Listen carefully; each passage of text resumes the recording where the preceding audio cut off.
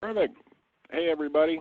Dan Yeager here from NEMA, along with Heather and Meg, and welcome to our second annual Trendswatch discussion. Before we get going, what I'd like everybody to do is to just verify that our mics are working and that you can hear us. Type into the chat box your name, where you're from, and say hi.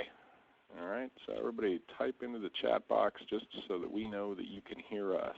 All right, I see Bob, Scarlett, yay. Okay.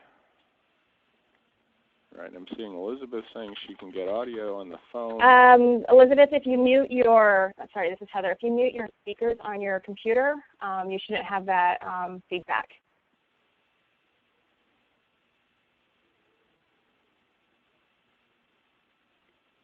So one technical question, too, is Elizabeth able to actually speak? That's what we're working on right now. Oh, all right. Well, no problem, because we'd love to have her give her insights if she could. All right, so, again, Sound welcome test. Everybody. This is, was that somebody squeaking there? I think that might be Elizabeth. Oh, okay. Oh, hello. Have you finally got me? Oh, there you go. Yep, Hello. there you are. Happy to join you today. Hello. Yeah, we're here. Terrific. Okay, so again, restarting.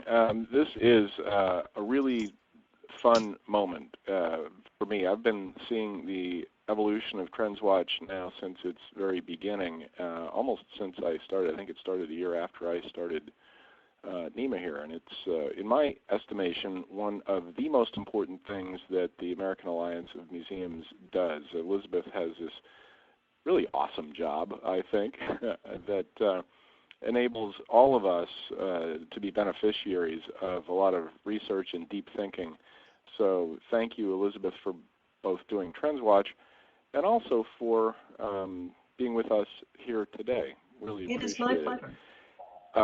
I'm going to explain our format in a couple of minutes, but what I want to do, Elizabeth, if you can hear me and if you can talk, I'm really curious about, just in a big overview, how has your approach changed over the last 5 years, from the very beginning Trendswatch to today? Has anything really sort of changed the way you approach it and the way you choose the trends? Not so much in the way we choose the trends, but when we first started out, when I was doing it in tandem with Phil Katz, I think we were a little hesitant to dive in very deeply. It was more like a quick hit and run. We saw this, it's interesting, maybe this is something you should think about. And you'll notice the first 2 years of the reports were noticeably shorter than the last 3. And I think after we had a couple years under our belts, I at least felt more bold about diving in and saying, no, you know, it's worth talking about this for a couple thousand words, and I think it's important enough to hold people's attention, and I think it's reasonable to think that a lot of people are going to be willing to read an essay of that length to engage with important issues. Yeah. So answer the question, though, that we're dying to know. How do you actually, what is the process for choosing the trends?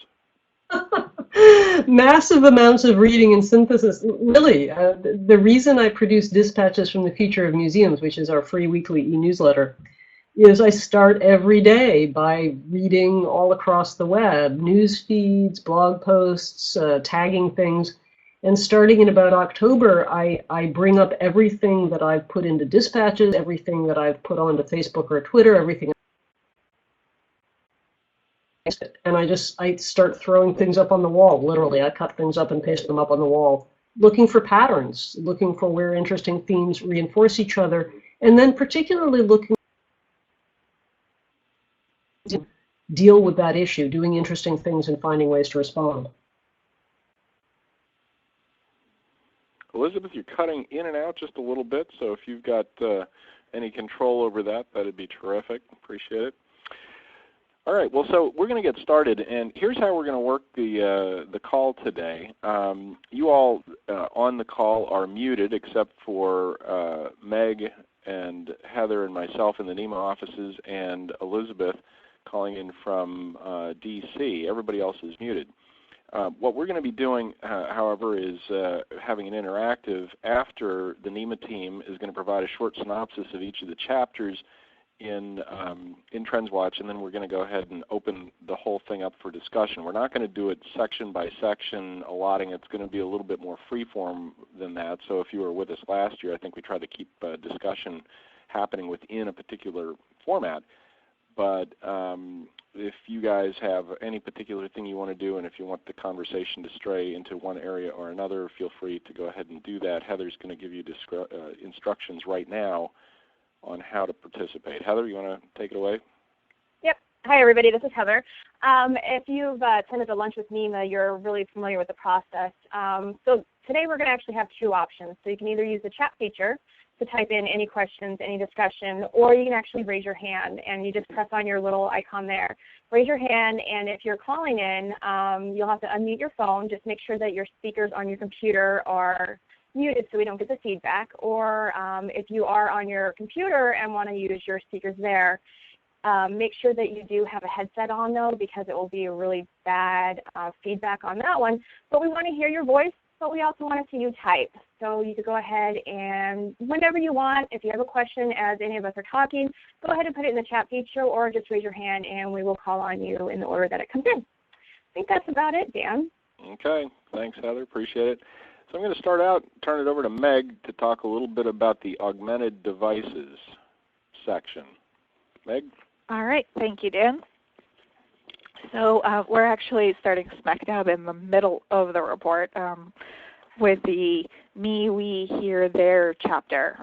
So this one has to do with the idea of using augmented reality and virtual reality. So just as a quick reminder of what got covered in this chapter, augmented reality is when you're using a device to layer in extra info over whatever it is that you're seeing in the place that you are, whereas virtual reality will just completely replace wherever it is that you are with seeing and experiencing someplace else. And these can either be solo experiences where each person is kind of in their own world, or shared experiences. So existing options include things like Google Glass and Google Cardboard. There are some upcoming ones like HoloLens and Magic Leap that Elizabeth mentioned. So basically it's a kind of discussion of what options do museums have for either bringing people that are too distant to their spaces through virtual reality, or augmenting their experiences in the places that they are, using these sort of extra overlays of information in either a single or a shared experience. Well done, Meg. Limping over the finish line. You might have noticed Meg's voice a little bit quavery. She's been under the weather, so good job. And as a matter of fact, that's where BJ is today, today as well. We're dropping like flies here at NEMA, but anything to bring you a Trendswatch report. Heather, on the other hand, has a fine voice today. Heather, you're going to talk about happiness. Yeah, so the chapter that I picked was happiness, and it's actually something that is reading the entire Trendswatch. It's something that is actually brought up quite a bit throughout the entire report and stuff like that, is happiness, either the general happiness, your own happiness. I think that's a trend that was definitely throughout the other thing. But what the report actually really talks about is, like, how do we measure happiness? Do we measure it by wealth? Do we measure it by measuring unhappiness? The business sector is actually started measuring happiness in its employees. As the saying goes, a happy employee is a productive employee.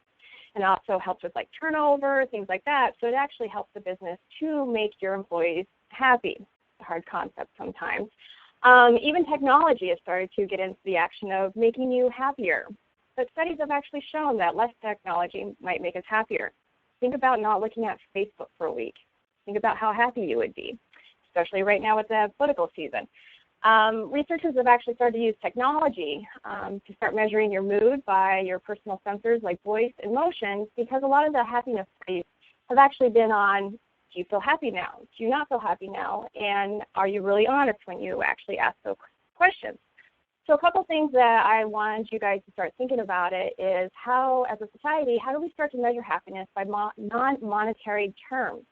What really makes us happy? Is it stuff that we buy, or is it experiences? And then how do museums show society our non-monetary value to the general public, to the funders? Because we've always been looking at numbers. something that we kind of need to start moving away from. And the other question is, how do we make our employees happy? This is always something that's come up quite a bit. It's definitely come up at our conference. Marika has done the Joyful Museum project and has done some research on this about how we make our employees happy. Because, I mean, it's one of those situations that we find ourselves, it's like, yes, we are working in nonprofits. They don't always pay that well, but we can make ourselves happy. So, Dan, that was my happiness report. I'm feeling very joyful right now. Thanks, Heather. Okay, so I'm going to be actually doing the synopsis for the remaining 3 accounts, and I have actually chosen to actually read through something that I wrote for Art New England. In the current issue of Art New England, I think it's just come out, it's the museums issue, they asked me to do a little column. And Elizabeth, I'm not even sure if I mentioned this to you or not, maybe, but anyway, I chose to do it on Trendswatch and sort of give a synopsis of what Trendswatch was all about and the trends that are that we're looking at nationally, and then also how they might apply to New England. So I'm going to kind of read through the little synopses of each of those sections that I wrote about. So anyway, Labor 3.0, New Jobs or a Jobless Future. The nature of work is changing. Technology is allowing job flexibility like never before. An estimated 25% of all workers nationwide now spend all or part of their days working from home, allowing the opportunity for greater work-life balance and happiness. However, this seems to benefit only high-value employees. Low-wage workers are not typically offered flexible working arrangements, and technology seems arrayed against them too. Over the next 20 years, robots and artificial intelligence are projected to displace 47% of the American workforce, mostly blue-collar jobs. This stress-inducing trend is showing up in museum practice, despite the fact that museum jobs are highly competitive. And in a parentheses here, I've seen it typical for even menial museum jobs to attract 100 applicants or more. A recent survey from joyfulmuseums.com, thank you, Marika, if you're with us, found that only 7% of museum professionals believe that they work in a culture that is, quote, positive and healthy, which is pretty incredible. This dissatisfaction has the potential to erode museum excellence from within, affecting everything from the visitor experience to donor relations. However, museum activists are calling for better pay, more staff, and board diversity, and better opportunities for advancement. So, and I'm referencing here specifically the hashtag Museum Workers Speak movement and places like museumhue.com and the like. Museum leadership is starting to listen, I believe. NEMA has facilitated and encouraged conversations on the topic at its 2015 conference and the one upcoming in 2016 as well, plus through our Career Growth Studio, which is now in its 2nd year, and social media. So very interesting little chapter, and it does relate to what Heather was talking about, happiness. The second section is More Than Human, Extending the Spectrum of Ability. Last year marked the 25th anniversary of the American with Disabilities Act. Since then, museums have gone from fearing ADA as an unwelcome mandate to embracing it. Universal design, which creates spaces geared for all visitors regardless of their physical abilities, is now the standard language of museum construction. Museum programming today treats people with disabilities as a vital component of the museum audience. Advances in technology, though, are presenting a new challenge, accommodating visitors whose experiences are shaped by neurological interfaces, advanced prosthetics, and even gene editing. According to Trendswatch, we are entering an era that goes beyond assistive technology, such as electric wheelchairs, to augmentative technology that can enhance the abilities of anyone. Included in this tech smorgasbord are wearable technologies like haptic vests and smart hair clips that translate sound into vibration for the deaf or hard of hearing, biometric implants and digital tattoos that allow people to use their proximity or gestures to accomplish all sorts of interesting tasks, and bionic devices that make ordinary people superhuman. The apogee of this movement is artist and cyborg activist Neil Harbison. He's the guy, incidentally, that's pictured with the thing coming out of his head, which is pretty interesting. He hears color through an antenna that he has surgically implanted into his skull to translate light waves into vibrations. while it might be a bit of a sci-fi fantasy to imagine future museum visitors experience art in a whole new way, the wearable tech trend is accelerating quickly, and museums need to begin accommodating it now. So that's the access chapter. And last but not least, capture the flag, the struggle over representation and identity. Cultural sensitivities today seem to be at a boiling point. Icons of the past are being removed from the public eye because they commemorate a history of oppression. The Confederate flag and monuments, university edifices, and programs named for controversial figures, team mascots representing racial stereotypes. Trendswatch tells us, quote, museums as public stewards of our collective history find themselves enmeshed in the struggle over representation, identity, and material culture. Some of the deposed statues and monuments are literally winding up in museums for more discreet exhibition. Museums are convening conversations about whether these public monuments perpetuate oppression or serve as essential reminders of history's mistakes. As localities struggle over their iconography, museums, says Trendwatch, are called on to act as cultural hazmat teams. Love that phrase, Elizabeth, cultural hazmat teams. One of the most perplexing issues to arise out of this trend is the question of who exactly represents a culture and is authorized to speak for it. And interesting here, close to home, the MFA Boston confronted this head-on last summer during the controversy over Kimono Wednesdays, during which the museum encouraged visitors to don kimonos and pose for selfies with Monet's La Japonaise. Protesters accused the MFA of insensitivity and colonialism. Counter-protesters defended the museum and noted that the protesters were not of Japanese heritage, implying they did not have the moral authority to protest in the first place. So, that is our synopsis of each of the sections. So how do we want to do this? I saw somebody had their hand up before. We don't have any comments here. Should I get it started, guys, with sort of a general discussion topic? Go for it. I'll take that as a yes. So what I'm interested, since we're talking about the identity section and offensive objects, and I'm going to put in a plug here too. If you didn't notice, this is a new lineup, a new addition to our workshop lineup coming, I think, would you guys say May 12th? We have an exhibits PAG workshop on offensive objects, and I'm very curious about this whole notion of decommissioning these offensive objects from the public sphere and putting them in museums. And I'm curious, does anybody have experience with doing this? Or would you, in fact, at your museum, take an offensive object and either put it into storage or put it on display? Anybody have any experience with that?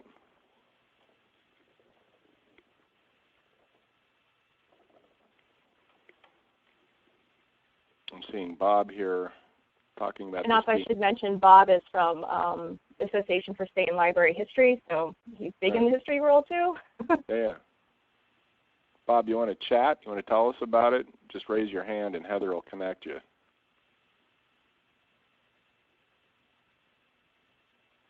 But I think also for us, it's also doing, he's on the computer. I think for a lot of us, it's also dealing with just our history in general. How do we deal with stuff that might be a little controversial, things like that. So I think also, you know, with the Confederate flag, just put it in a museum, but what is the museum going to do with it? Right. I mean, the idea of either putting it on display in the museum or having it sort of stowed away so it doesn't affect anybody. Elizabeth, you still with us? Can you hear us? Yes, I am. Insights on this? Yeah, so after Trendswatch came out, I heard an interesting podcast on, I think it was on 99% Invisible, and it was about the German library phenomenon of gift schranks. I don't know if I'm pronouncing that correctly, which are poison rooms inside museums where dangerous books can be stored so that people are protected from them.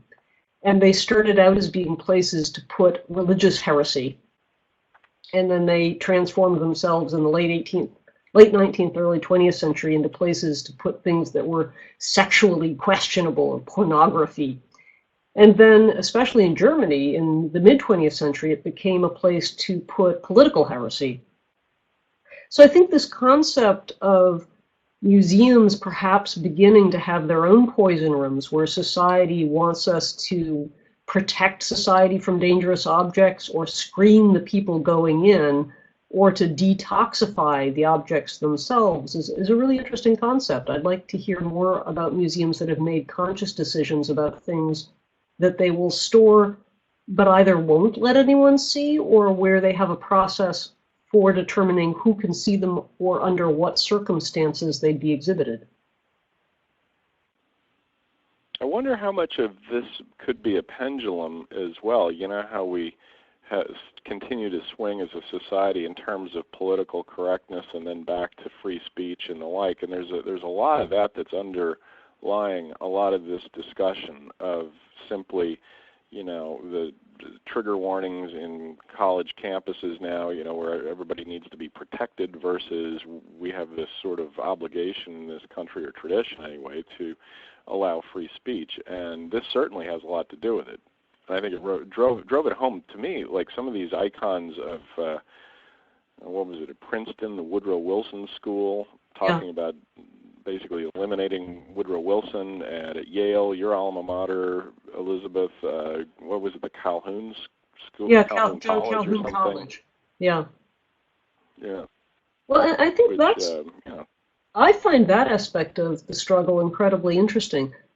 Who feels that the appropriate solution is to make these, to edit, essentially, the physical history of the world and say these things should be put out of sight or redacted. They actually did redact a stained glass window at Yale. They took out some of the stained glass that, in a depiction of John Calhoun, that depicted a slave kneeling at his feet, and they put in milky, blank pieces of stained glass so that you could look at the stained glass composition and see there was something that had been whited out. So when is it appropriate to remove or redact something? And when is it appropriate to add layers of information and say, what did this mean? What is the significance today? What did it mean at the time, to get people thinking and talking about it? I think there's a real tension between those solutions. Is there a difference in kind here to the whole issue of what happened with ISIS and the destruction of monuments in Palmyra? You know, they objected to those as being offensive. You know. Well, there's a third solution: blow it up so that nobody can ever have it. Yes. Interesting. So I see Bob here. Is Bob on? No. Bob, if you're muted, press *1. But Dawn actually brought up a question that was briefly talked about: is who decides what's controversial? I mean, something that happened 10, 20 years ago wasn't controversial, and now suddenly it is controversial. So that's also another question to bring into play too. Is like, who decides this? Right. I guess that's why I'm sort of reacting to the idea of just, you know. Well, if I can put my far futurist hat on here, I'll also point out that one of the interesting commentaries I've seen about augmented and virtual reality, to leap over to a connection to another chapter, is I've seen some very interesting speculative fiction about how, if augmented reality becomes common, a lot of people are walking around with devices that allow them to layer on interpretation or digital objects into the real world, that you could also use it to edit the real world and blank out things you don't want to see.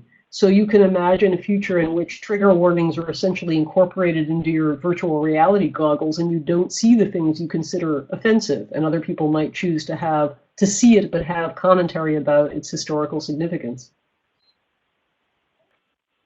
Well, right, and it's sort of like the internet in general, or cable television or whatever. We're sort of choosing our channels so that it reflects back our own beliefs, and there's a lot less, so we listen to the echo chambers a lot more than we do to get other points of view, and I think that's a hugely concerning kind of a trend. And right, I kind of remember reading that nuance with the augmented devices. You just sort of choose what you want to do, and you are basically able to filter out what you don't want to hear. So is that what we're providing as museums, is some shared common experience where people can approach these materials in a way that they feel is safe and appropriate, but at least all be engaging with the same thing? Right. Right. It has everything to do with how a museum then sets itself up as, we're known as trusted institutions nationally, correct? I mean, we're the most trusted institutions in culture right now, I think, according to polls. But trusted for what? I mean, if we're trusted only to, provide an echo chamber, I'm not sure that's necessarily what's going to lead to long-term trust and, wide audiences for us. Well, that's a really interesting point, Dan. My colleague, Jim Gardner, who used to be the Director of Curatorial Affairs at the National Museum of American History, now is at the National Archives, had a somewhat playful but serious take on that trust survey. His proposition is that the American public trusts museums because they think that the objects we present are in some way the unmediated truth, that there is no interpretation layered on top of that, so there is no human fallacy or point of view being imposed on these objects, which is sort of like looking at a photograph and thinking it tells the truth because somehow it's a reflection of reality, not cropped and composed in somebody's point of view. And if you accept his premise for a minute, what do these offensive objects tell people if they're seen as embodying some historical truth with no interpretation layered on top of it? Right. Well, that actually gets to a question. I think you actually you raise it. Not I think you do. You raise it in Trendswatch. The quote is, "Do public monuments perpetuate oppression or remind us of the history we need to redress?" And there's fundamentally a tension in that question because, the idea of oppression, I don't want to have to see this, versus do you actually use that, negative image to learn from it and move beyond it? And very, very poignant question. So I think it might have something to do with context as well. Having the Confederate flag flying at the South Carolina State House actually is an endorsement, I would suggest, versus in a museum where the Confederate flag becomes an artifact as opposed to a statement.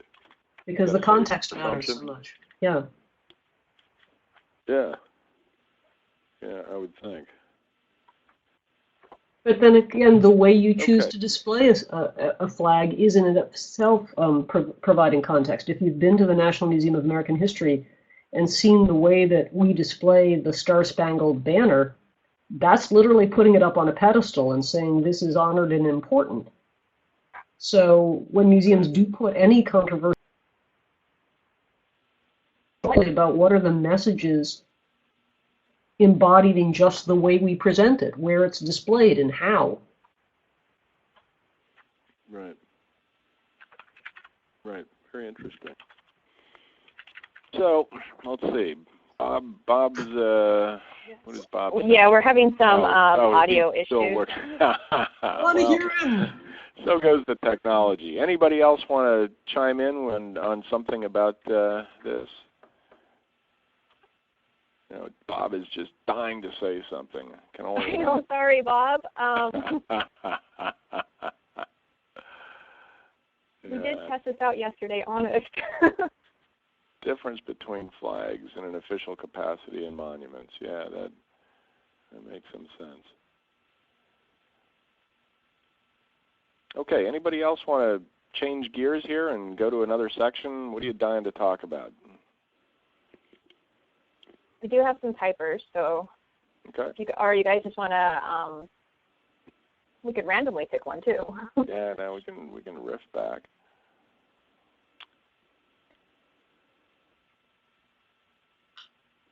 I think there's an interesting tie-in. Sorry, this is Meg again. Yeah, go ahead, Meg. I think there's an interesting tie-in actually between this question about like how do you interpret offensive objects and what do you do with them, with part of what got brought up in the augmented devices discussion, which is that they've shown that like virtual reality experiences can help increase empathy. And I'm wondering if there's any kind of potential there for the fact that museums can, in general, by providing context, help increase empathy. And if anybody's got some good examples of ways that's been done successfully.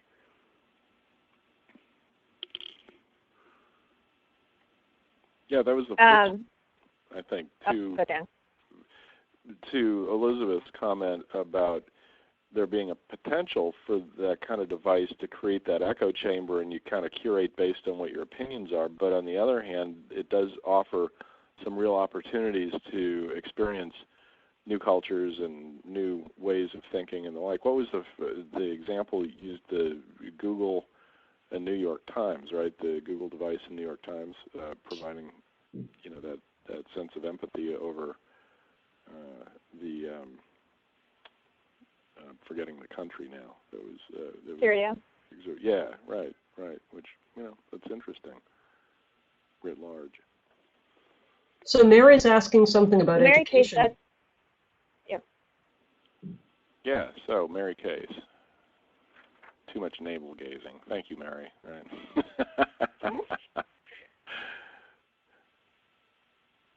Well, what about education futures?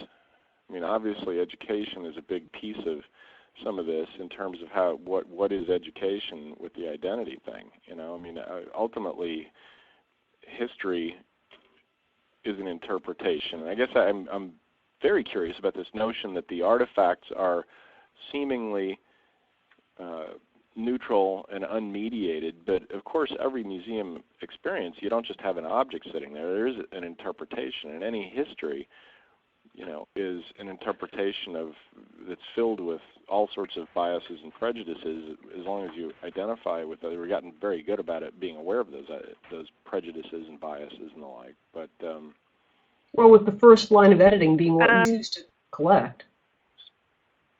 Yeah. True. So I think Dan? Okay, we did get Bob on. I finally figured it out. Hey, Bob. So hello, Beth. I'm going to be quick because I know that Mary'd like us to move off this, and I agree, but this is a topic very near and dear to my heart, not just because of my work at ASLH, but I think really my own experience on how museums or cultural institutions help shape my own understanding of the world. And I'll start by saying that I was raised in what many of you, if you're not from the South, probably are very unfamiliar with the lost cause mythology, which is where all of this, these monuments started to go up, and sort of they're rooted very much in white supremacy. They really are. And so there's a very fraught and complicated history with a lot of the ones, particularly starting in about, the 1880s or so into the middle of the 20th century. And right now, I think that, I can't remember if it was Dan or Beth who mentioned the built environment part of the issue. And this is one thing that in the history field we're not paying a lot of attention to. It's the historic preservation nature of these monuments. And somewhere here earlier, someone asked, about it was Dawn, who decides what may be controversial. And I know we've taken the discussion away from museum objects. I think, to be totally honest with you, museums are about the best place for a lot of these things because we can contextualize and offer the interpretation. But we're struggling with this right now. I think it's a big, giant issue, and there's a huge difference between taking the flags down from the Alabama State House, which were completely it happened completely under the radar, and South Carolina, where it became a really big deal. But the next step is what to do, with monuments and those sorts of things. So I just wanted to say this is an issue we've been discussing. We just had a webinar on this a week ago Monday. ASLH did a freebie to get people at least listening to it. And for those of you who are here, and then I'll stop, the Atlanta History Center has actually created the first thing we've seen, a template for what to do to contextualize monuments. And I think one of the inspirations is what happened it wasn't ISIS, it was the Taliban when they blew up those Buddhist statues, wasn't it, the Taliban? Yeah. Many years ago now. Yeah. And these are issues that come up all the time. And when you're down here in the South, at least the discussion is whitewashing history. And I think the thing to remember about these objects, and if you consider these statues or memorials objects, is the fact that they are, the context is the time they were put up, not the history that they're trying to save. And again, I know this is history, and you guys are talking more broadly about museums, but because I worked so hard to get in on the call, I just wanted to say my little piece, which is nowhere near as good as it was 5 minutes ago, 10 minutes ago when I was trying to say something. But I'll back off. I think this is a really, really, really important discussion. And another place to look, by the way, is the Minnesota History Museum, Minnesota Historical Society, with some objects they had from the Sioux, I believe, from the the Sioux War that happened there in 1862, and the way that they worked with the tribe on these things. These were not offensive, if you will, but it's the struggle of a representation and identity that you're talking about. Again, history museums have a completely different take than art museums. I'm always very jealous of art museums for how open the possibilities are sometimes compared to history. But I'll stop now. Thank you, guys. Thanks, Bob. Put me back on mute. It reminds me of Ronald Reagan's comment, "I paid for this mic," and I'm going to use that. Bob paid paid in technological sweating. Yeah, thanks. That was a good insight. I think the risks involved to a museum are interesting to contemplate as well whenever you're accepting an offensive object or a controversial object as well. Who are you going to piss off, basically, by doing it? And I think sometimes we're so conservative and so afraid of risk in that regard that we don't do things that we perhaps should be doing. So, well, I think the fact that it potentially pisses people off is a good sign that it's something important, and double down on figuring out the role we can play and handling it appropriately. Yeah, absolutely. So, yeah, I'm agreeing with Bob. So, where do we want to go? Yeah. Have we beaten this topic into the ground? What else do we want to talk about? Mary Case had something about economies and, are you seeing economic forecasting. That's right. Go straight to my weak point. Right. That's been trying to get up to speed on economics because it's not something I ever studied. Somebody asked me once, what's the biggest difference in your life taking on this job? And my answer was, I read the business section of the New York Times now, which is tremendously difficult. But I guess the two big takeaways I've had recently are, first, the restructuring of the economy that's taken place in the last 15 years is fundamentally leaving us in a different place than we were before the most recent recession. And again, none of this is my original thinking. This is just my synthesizing and reflecting what I've read. As the economic recovery has almost entirely fed the profits of that recovery to corporations and to the very upper percentage of people who already have wealth in the U.S., and it's not going back to the workers. So our productivity is increasing, but the people who are being productive aren't reaping the gains from that productivity. And that's creating a structural imbalance in money and power in the U.S. that could be profoundly destabilizing. To flip over to my entirely personal commentary and worldview, I think that as I begin to restudy history from the point of view of economics, what I keep taking away from it is almost every single source of wealth that has been tapped in human history to fuel growth has been fundamentally exploitative, exploiting somebody or something in an unsustainable way. Whether it's tapping oil reserves, which are non-sustainable and have damaging side effects, whether it's using abusive labor practices that generate wealth for the people who run the companies but don't broadly help the workers, whether it's colonialism and extracting wealth from third world countries. I think one of the big challenges for the future for humanity is what is the form of wealth that we can find that is sustainable and non-exploitative. One thing I'm really interested in when people talk about data as the new oil is information, and what we do with information somehow finally a source of wealth that is both sustainable and, though it can be exploitative, isn't inherently exploitative.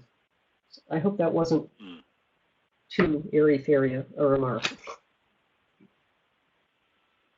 Well, so I'm remembering you mentioned this in Trendswatch, but also I read recently, I think it was your most recent dispatch, which pointed to this nonprofit that is exploring what would happen if you actually provided poor people with a basic living benefit, and not welfare, but here's sort of a benefit. What do they do with it? And what would happen if everybody is paid sort of guaranteed sort of a fundamental, I can eat and I can put a roof over my head. What do people do then?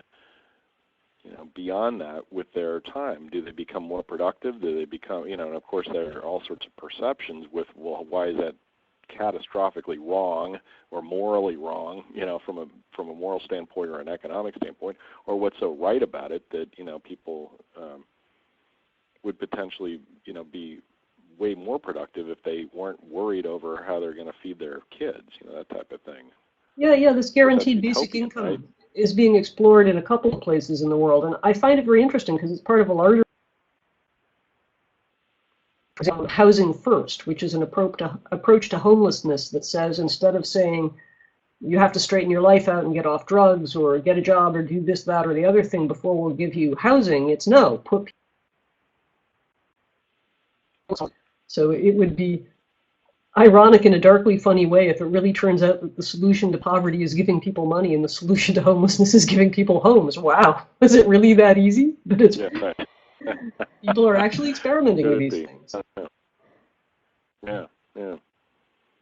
I'm really interested in this the labor section that you had there, and that seems to be something that, as I was talking with folks, it tends to be kind of a downer. It's like, wow, thinking about all the stuff that's happening, potentially to losing jobs, big swaths of jobs because of technology, or is it going to make life better? And I got thinking about what kind of museum jobs are potentially at risk in something like that, robotics, artificial intelligence, and the like. What kind of jobs in museums, or how will museum jobs specifically be impacted in the future? You could potentially see, are the front desk functions handled by a robot or some big screen? You just simply walk in and tap your preference and you buy your ticket and off you go, or interpretation, or whatever. Your audio tour, is that live and customized, but is it artificial intelligence that's guiding you through the museum? Fascinating. There are no more toll takers on the turnpike anymore, very few, wherever you go. They're all replaced by whatever, and you never really thought about that 15 years ago, 20 years ago. Those folks taking the quarters and the dollars were just a fact of life. Now they're no longer there because of technology. And you can see the same thing happening in museums.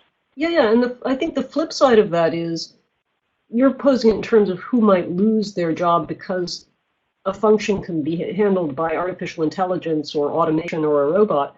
I think the flip side of that is there may be things that small museums don't have the capacity to do because staff, they don't have the money to hire the staff or to train volunteers in a sophisticated way, but maybe if those things are automated and ubiquitous, they will have access to those functions in a way they didn't have before.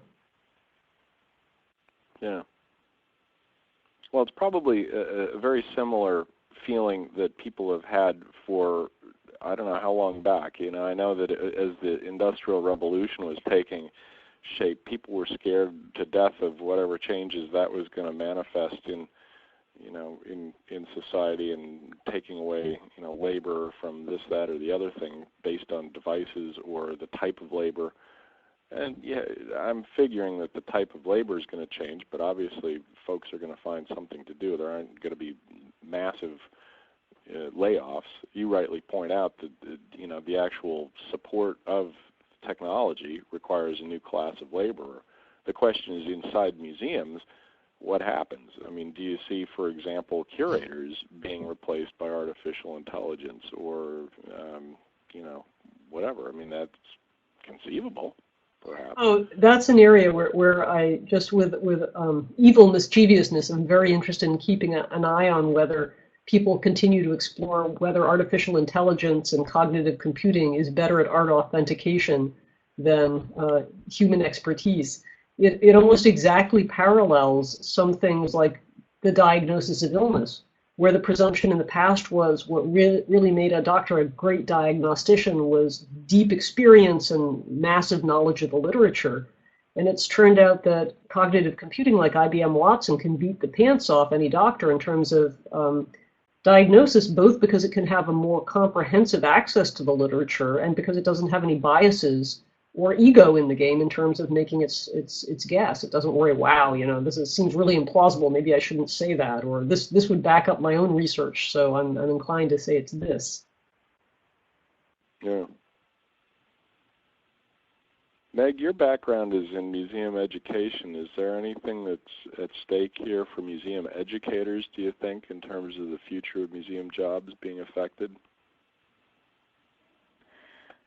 I think actually, again, sorry for the sore throat problems. I would say that certainly the number of part-time only kinds of educator jobs that we've been seeing posted has gone up, which is, tough and difficult, but in some ways I think actually the opposite is true as far as, educators being able to be replaced by technology, because I think there's been a certain amount of backlash against that kind of thing, and the emphasis on, personalized learning and responsive learning and that sort of thing is something that is best done by people and not by machines.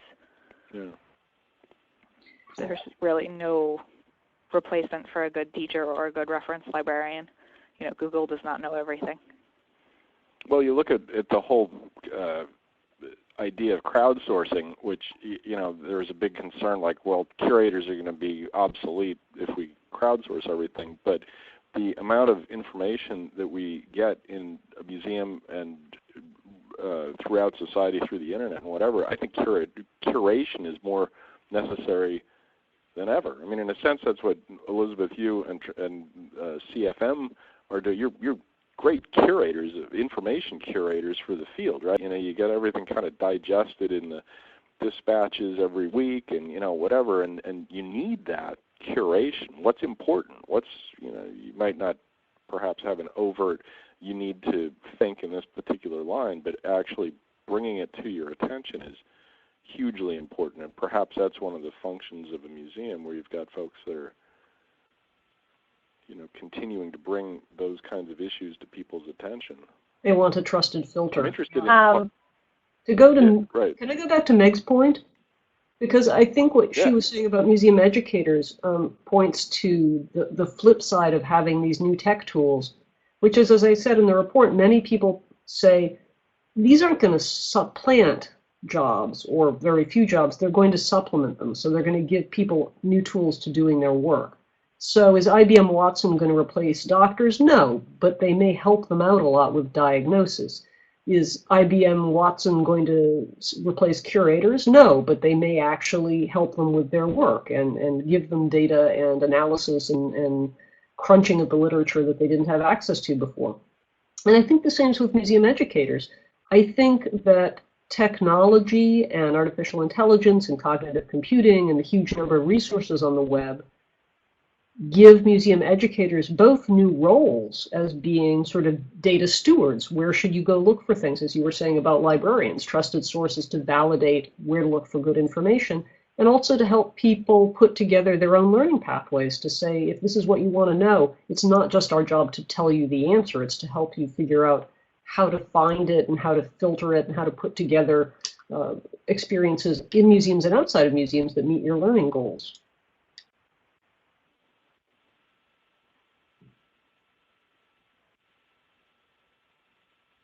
One of the things that I'm fascinated about, Meg touched on it, is this whole notion of the gig economy that you mentioned as part of the labor thing. And, it seems that if there's sort of pluses and minuses for both the individual and for the museum. I guess the concern that I would have, the pluses, and having been a person that I was self-employed, had my own business for 20 years, and so I know the joys of being able to, have a great deal of flexibility, but I also know the agonies of unstable income and how you're going to get your health insurance paid and all that kind of stuff as well.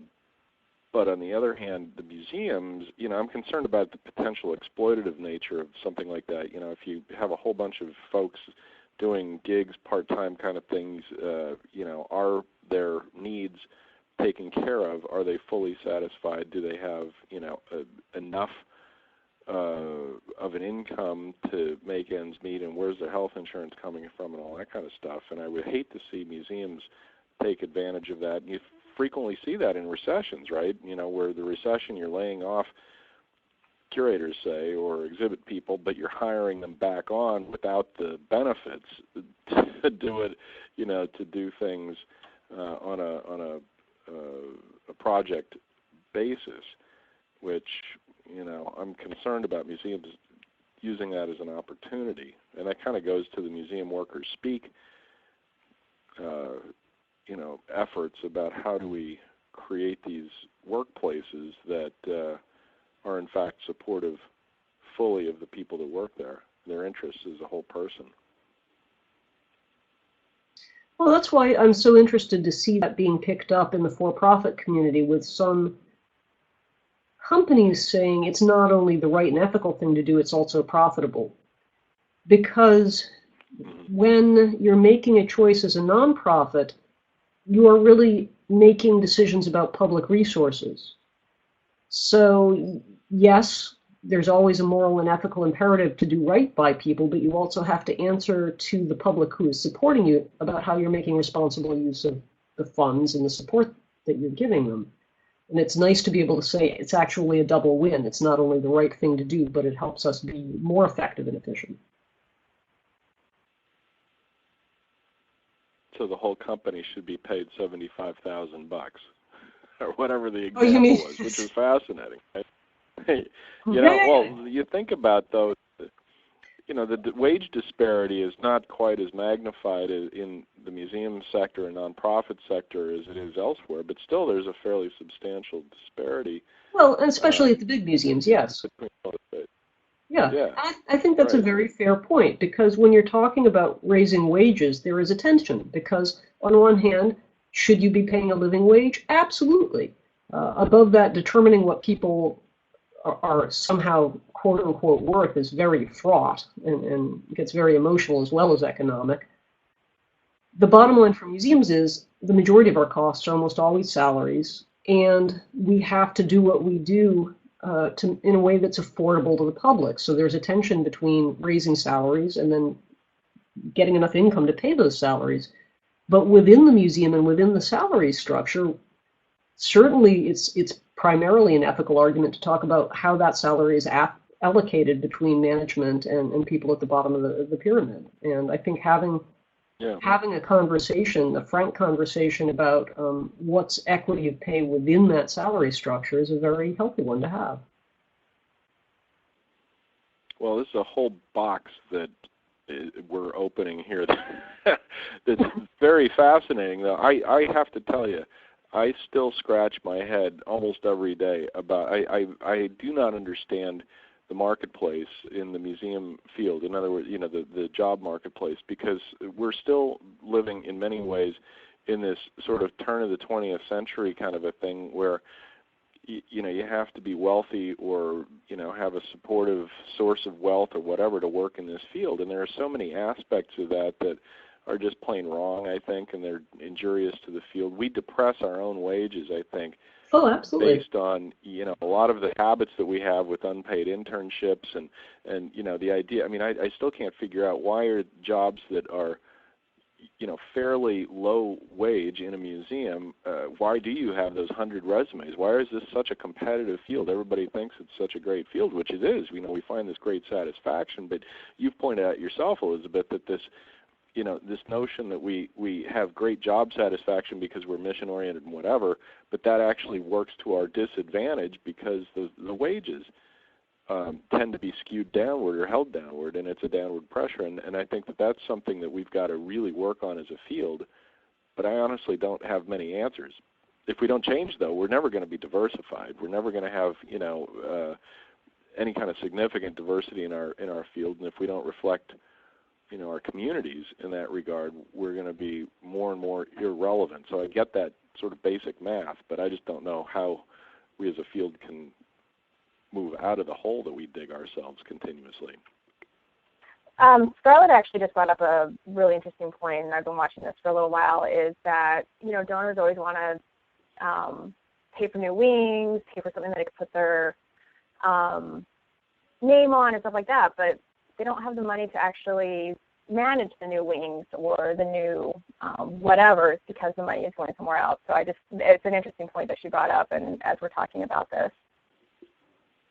And then Kate also brings up the point of gender, because gender is also a big thing, because, the museum community is predominantly female in a lot of ways, and, does that bring in the gender gap, the wage gap there?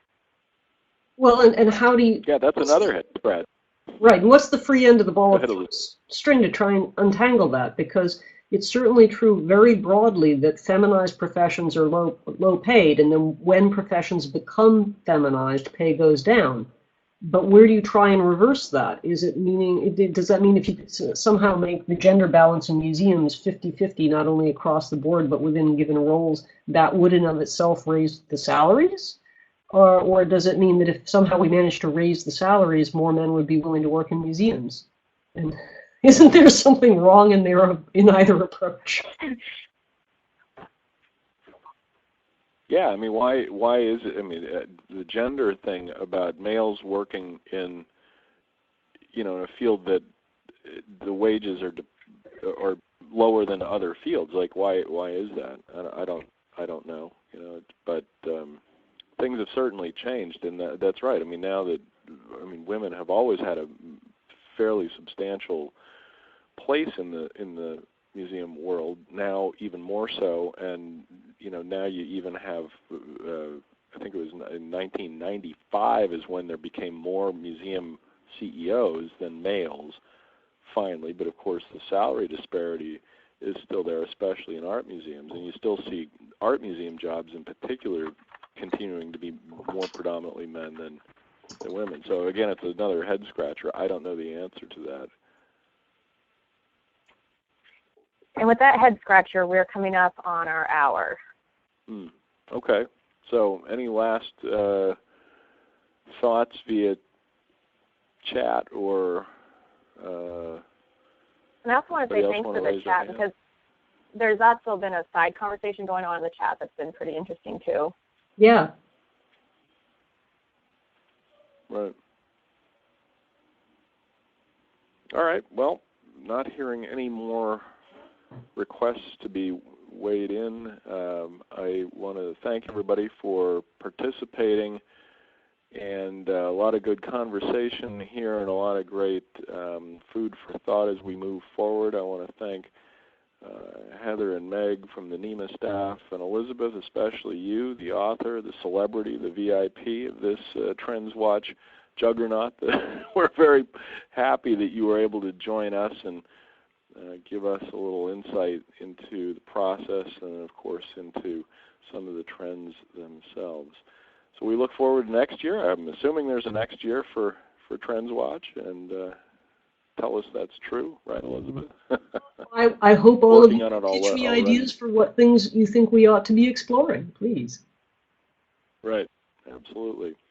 All right, thanks, everybody. Appreciate it. We'll catch you next time, and perhaps at the end of the month for Lunch with NEMA.